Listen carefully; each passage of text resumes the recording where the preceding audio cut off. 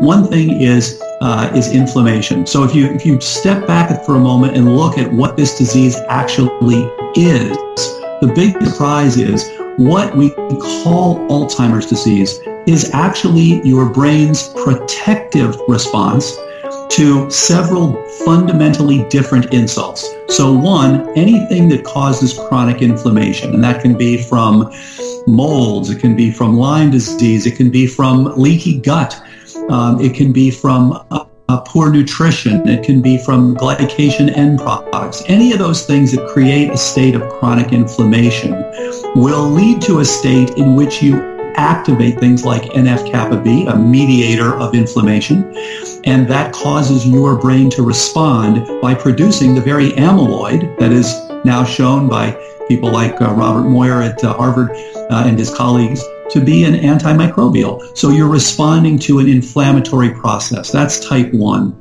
Type 2 is atrophic. So similarly, if you withdraw trophic support, and that can be nerve growth factor, brain-derived neurotrophic factor, it can be hormonal, estradiol, testosterone, vitamin D, other nutrients. If you do that, then in fact you undergo a downsizing event in your neural network that is mediated by the production of amyloid. So you can think of amyloid a little bit like napalm. You are saying, okay, my borders have been breached. I'm trying to kill off the microbes or what have you. And in so doing, I'm putting down something that is toxic. But of course, that gives me less arable soil.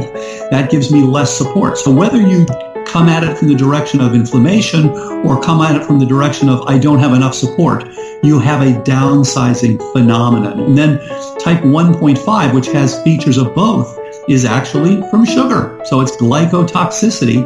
When you get insulin resistance, as you know, you don't have that trophic response, the trophic support of the insulin. And again, you are downsizing. Very common in Alzheimer's disease. And then what we call type 3 is toxin related. So amyloid is a very good binder of things like mercury. Also, you produce it when you are exposed to mycotoxins.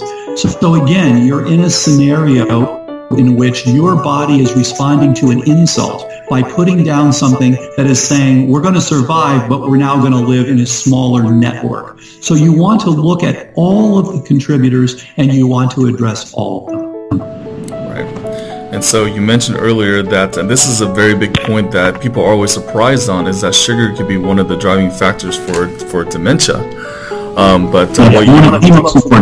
Right, and I'm actually an author. I wrote a book called The Ultimate Guide for Type 2 Diabetes Reversal in 2015. And when people get on these programs and their A1Cs just keep dropping and dropping, they're like, wow, this is the best I've felt in a long time. My memory is coming back. I'm able to do things. I'm able to laugh, with my spouses again, able to interact with people.